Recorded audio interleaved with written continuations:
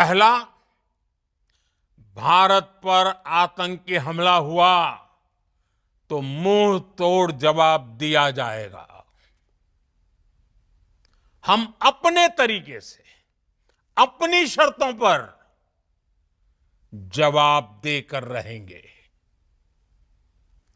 हर उस जगह जाकर कठोर कार्रवाई करेंगे जहां से आतंक की जड़ें निकलती हैं। दूसरा, कोई भी न्यूक्लियर ब्लैकमेल भारत नहीं सहेगा। न्यूक्लियर ब्लैकमेल की आड़ में पनप रहे आतंकी ठिकानों पर भारत सटीक और निर्णायक प्रहार करेगा।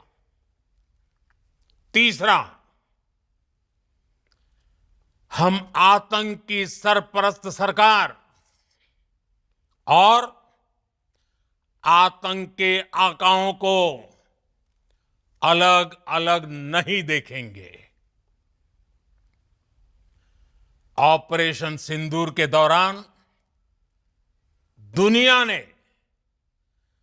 पाकिस्तान का वो घिनौना सच फिर देखा है, जब मारे गए आतंकियों को विदाई देने पाकिस्तानी सेना के बड़े बड़े अफसर उमड़ पड़े।